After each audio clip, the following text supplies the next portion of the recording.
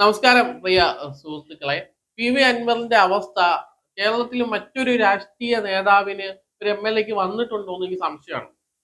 P C George ഒക്കെ സ്വന്തം നിലയ്ക്ക് സ്വന്തം കാര്യത്തിന് വേണ്ടി 10 കാശുണ്ടാക്കാൻ വേണ്ടി പല വിവരക്കേടുകളും വിളിച്ചു പറയുന്നതിന്റെ അപ്പുറത്തേക്ക് ഈ പി സി ജോർജുമായിട്ടൊക്കെ പി വി അൻവറിന്റെ പല ഇടതുപക്ഷ പ്രൊഫൈലുകളും കണക്ട് ചെയ്യുന്നുണ്ട്. അപ്പൊ അതുകൊണ്ടാണ് അങ്ങനെ ഒരു കാര്യം കൂടെ പറഞ്ഞു വെച്ചത്.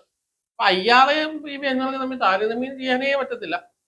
ഈ രണ്ടാമത്തെ കാര്യം, പി വി അൻവറിന്റെ വെളിപ്പെടുത്തലുകളുമായിട്ട് ബന്ധപ്പെട്ട് എ ഡി ജി പിക്ക് ആണെങ്കിലും അല്ലെങ്കിൽ ശശിക്കെതിരെ ആണെങ്കിലും പൊളിറ്റിക്കൽ സെക്രട്ടറിക്കെതിരെ ആണെങ്കിലും ഉള്ള വെളിപ്പെടുത്തലുകളുടെ ഭാഗമായിട്ട് അത് ഈ തൃശ്ശൂർ പൂരം കലക്കലുമായിട്ടും ബന്ധപ്പെട്ടൊക്കെ വെളിപ്പെടുത്തലുകൾ നടത്തുകയും ആദ്യം ഒന്നും പാർട്ടിയോ ഗവൺമെന്റോ അതിനൊന്നും മിണ്ടിയില്ല. പക്ഷെ മുഖ്യമന്ത്രി തന്നെ ഡയറക്റ്റ് ഇറങ്ങിയിട്ട് പുള്ളി ഒരു ഇടതുപക്ഷ സഹയാത്രികനോ അല്ലെങ്കിൽ ഇടതുപക്ഷ വഴി വന്ന ആളല്ലല്ലോ, പുള്ളി കോൺഗ്രസ്സുകാരനായിരുന്നില്ലേ, ആ രീതിയിൽ പറഞ്ഞു. പിന്നെ സ്വർണ്ണക്കടത്തുമായിട്ട് അൻവറിനെ കണക്ട് ചെയ്യാൻ ശ്രമിച്ചു. ഇങ്ങനെയൊക്കെ ചെയ്തിട്ട് അൻവർ പറഞ്ഞു ഇത് ഇപ്പൊ ഈ എ ഡി ജി പിയെ മാറ്റാതെ ഒരു അന്വേഷണം നടത്തിയ ഒരു കാര്യമില്ല. കാരണം അയാളെ തന്നെ സൂപ്പർ ഡി ജി പി എന്നാ പറയുന്നത്. പോലീസ് സേനയെ തന്നെ പറയുന്നത് സൂപ്പർ ഡി ജി പി എന്നാ. ഇപ്പൊ ഡി ജി പി അന്വേഷിച്ചാൽ പോലും പുള്ളിയുടെ കൈകടത്തിലും ഉണ്ടാകുമെന്നാണ് അൻവറിന്റെ പക്ഷം.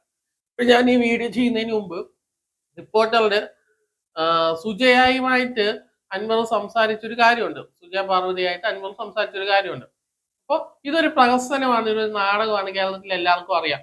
അപ്പൊ സുജയ് ചോദിച്ചു, താങ്കൾ ഒരു ഇടതുപക്ഷ എം എൽ എ ആണ് ഈ പറയുന്നതെന്ന് താങ്കളുടെ ഗവൺമെന്റ് അത് പറഞ്ഞപ്പോ ഞാനിപ്പോ ഇടതുപക്ഷത്തുണ്ടോന്ന് എനിക്കറിയത്തില്ല, കാരണം ഞാൻ കോൺഗ്രസ്സുകാരനാണല്ലോ. ശരിക്കും രണ്ട് ചോദ്യമാണ് നമുക്കുള്ളത്. അത് രണ്ടും ഇടതുപക്ഷ പ്രൊഫൈലുകൾ പറത്തി വിട്ട ചോദ്യങ്ങളാണുള്ളത്. ഒന്ന്, പി ഡി സതീശൻ പുള്ളിയുടെ പിന്നിൽ നിന്നിട്ട് കളിക്കുകയാണ്, കോൺഗ്രസിന് വേണ്ടിയാണ് ഈ കളി എന്നുള്ളൊരു പ്രചരണം വന്നു. രണ്ടാമത്, പുള്ളിക്കാരൻ സുഡാപ്പിയാണ്, എസ് ഡി പി ആണ്, തീവ്രവാദിയാണെന്നുള്ളൊരു പ്രചരണം വേറെ വന്നു. അപ്പൊ ഈ രണ്ട് കാര്യങ്ങളാണ്. അപ്പോൾ ഇന്ന് 4:30 പി വി അൻവർ മാധ്യമങ്ങളെ കാണുന്നുണ്ട്. ഇന്ന് 4:30 വരെ ഉള്ള യൂഹാപോഹങ്ങൾക്ക് ആയുസ്, അത് കഴിഞ്ഞ് ചിലപ്പോൾ ഉണ്ടാവും. കാരണം ഒന്നീ പുള്ളി എം എൽ എ സ്ഥാനം രാജിവെക്കും. പുള്ളി സ്വതന്ത്ര എം എൽ എ ആണ്, ഇടതുപക്ഷ പിന്തുണയോടുകൂടി എന്തെന്നേ ഉള്ളൂ, അല്ല പാർട്ടി അംഗമൊന്നുമല്ല. പുള്ളിക്ക് സർക്കാരിനുള്ള പിന്തുണ പിൻവലിക്കാം, പുള്ളിക്ക് രാജിവെക്കാം, പുള്ളിക്ക് കോൺഗ്രസിലേക്ക് പോവാം. പക്ഷെ കോൺഗ്രസിന്റെ പല ആളുകളുമായിട്ട് ബന്ധപ്പെട്ടൊക്കെ ഞാൻ സംസാരിച്ചിട്ടുണ്ടായിരുന്നു. പല ഉന്നത നേതൃത്വത്തിലിരിക്കുന്ന കോൺഗ്രസ് നേതാക്കന്മാരുമായിട്ടൊക്കെ സംസാരിച്ചിട്ടുണ്ടായിരുന്നു.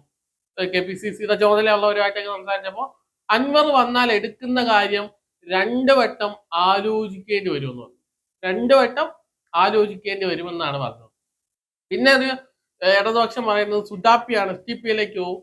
എസ് ടി പിയിലേക്ക് അൻവർ വരാനുള്ള സാധ്യത കുറവാണ്.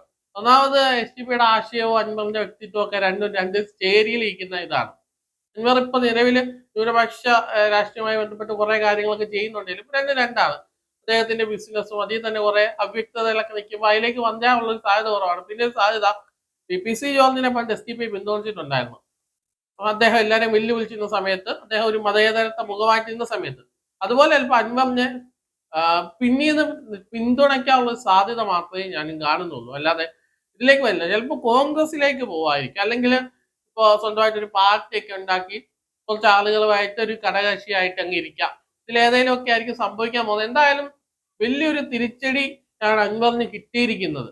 ഒന്ന്, പിണറായി വിജയൻ ഡയറക്റ്റ് വന്ന് അൻവറിനെതിരെ സംസാരിക്കുന്നു, പാർട്ടി സെക്രട്ടറി സംസാരിക്കുന്നു, അൻവറിന്റെ ആരോപണങ്ങളൊക്കെ എന്താണ് അടിസ്ഥാനരഹിതമെന്ന രീതിയിൽ പറയുന്നു. ഇപ്പോ എ ഡി ജി പിക്കെതിരെ അന്വേഷണമൊക്കെ പ്രഖ്യാപിച്ചിട്ടുണ്ട് പൂരം കലക്കുന്ന ഇതുമായിട്ട് ബന്ധപ്പെട്ട്. അതും കേവലം പ്രഹസനമാണെന്നാണ് അൻവർ പറയുന്നത്. എന്തായാലും അൻവറിക്കാരെ വൈകുന്നേരത്ത് 4:30 വാർത്താ സമ്മേളനത്തിന് വേണ്ടി കാത്തിരിക്കുകയാണ്. എന്തൊക്കെ പുതിയ പ്രഖ്യാപനങ്ങളുണ്ടെന്ന് നമുക്ക് അതിൽ കാണാം.